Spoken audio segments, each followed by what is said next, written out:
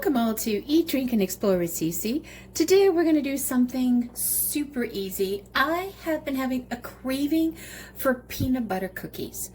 I have no idea why, but I've been craving it. So I thought, why not? Let's put that together. It is so easy to put together, and I thought, why not? Let's share it. So what you're going to need is, you're going to need some peanut butter. Now, you can use smooth peanut butter or you could use the crunchy peanut butter. I prefer the smooth peanut butter. If you are going to be crunchy, you definitely want to make sure that you stir it well. You're going to need 1 cup of that. You need 1 cup of sugar, white sugar, and you need 1 large egg. And I've got some spray here because what I'm going to do is I'm going to spray the 1 cup so that the peanut butter drops off easily.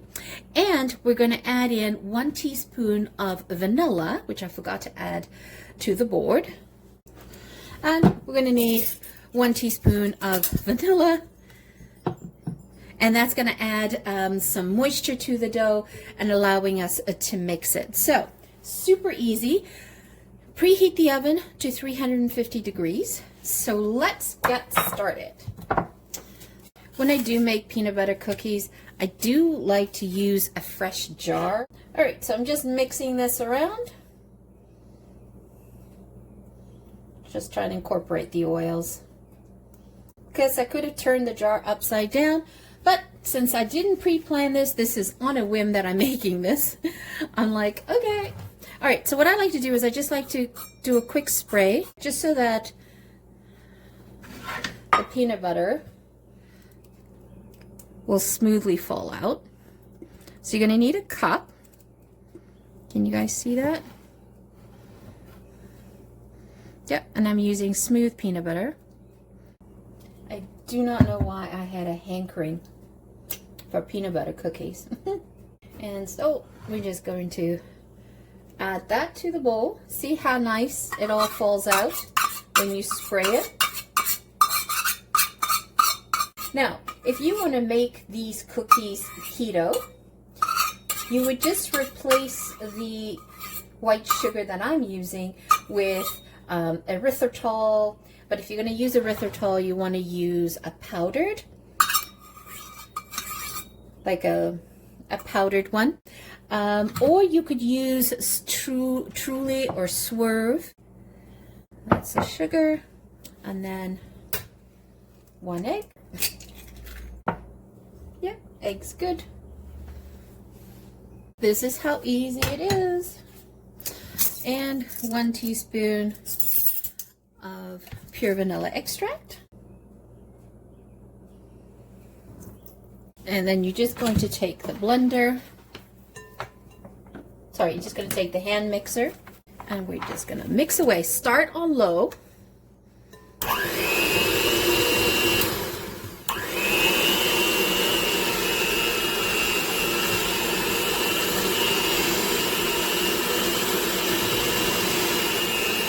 And what we're doing here is incorporating the peanut butter with the sugar and the egg and the vanilla extract. That's what you're looking for. Look at that. Oh, it smells so good. It smells like peanut butter. I love peanut butter. So what you want to do is you want to get your tray. And I like to, even though this is a professional tray, I do spray it a little bit. You don't have to. You can put parchment paper down. And the oven has come to temperature. I've preheated it to 350. And then I love to use my scoop, because then I make even balls.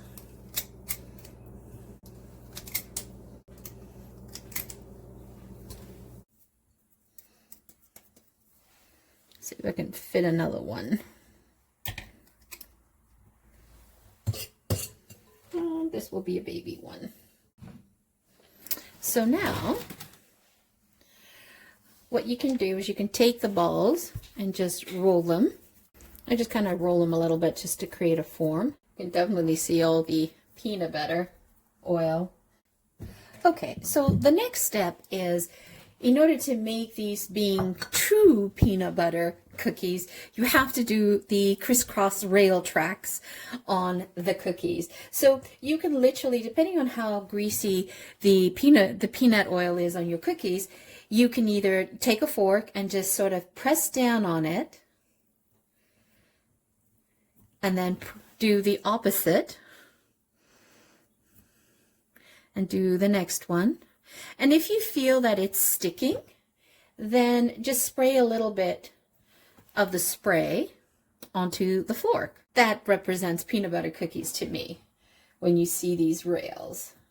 I don't know why I had a hankering for peanut butter cookies. Now, here's the trick. Once you put it in the oven and they're ready and you take them out, do not touch them. Do not take them off the cookie tray. Let them cool down 100% before you touch them. Because if you touch them as they come out of the oven when they're still hot, they will fall apart on you. So that is something to be well aware of.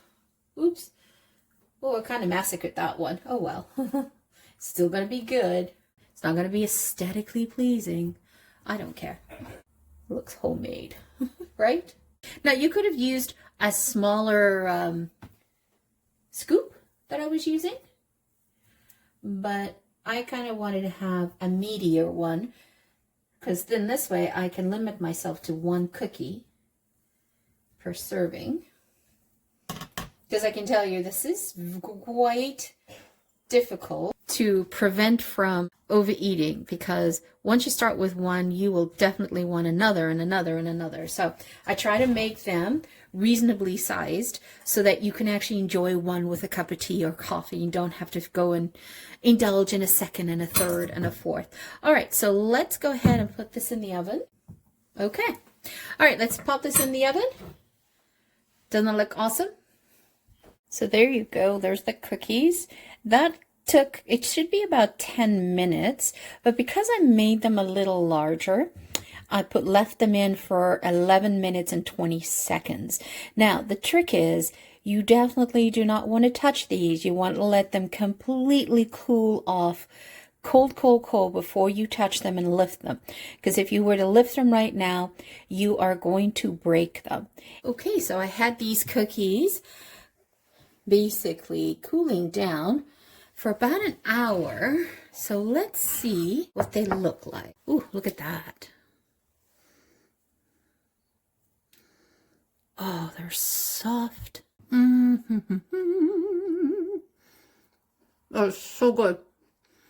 They're crunchy, but soft in the middle. And the edges are all crunchy. Oh my, that's heaven.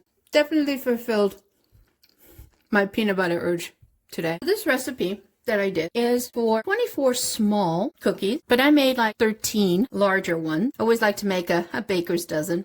Isn't that exciting? Just be very gentle don't force it. Just be very, very gentle. Because if you were to have touched these when they were still hot, they would have absolutely crumbled on you. Now, these cookies are amazing if you took some Haagen-Dazs vanilla ice cream or strawberry and cream ice cream and did a cookie sandwich. They're really good that way too. So you can make 24 smaller ones, or you can make them this size, which allows you to have one cookie with a cup of coffee or tea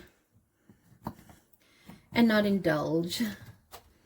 And it sort of helps you with the sweet tooth. Now, if you're doing keto, you could have done the same recipe that I just did, but replace the sugar with Swerve or a powdered erythritol. Now, I have added chocolate chips to this cookie before, but you only want to add a half a cup, and you want to do the miniature chocolate chips in here.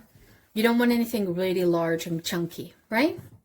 Isn't that nice? Doesn't that look so beautifully presentable? And just the simple forks gives those ridges in there. Just fabulous. Oh, I'm so excited. There you guys have it, a beautiful peanut butter, some nice large chunky peanut butter cookies.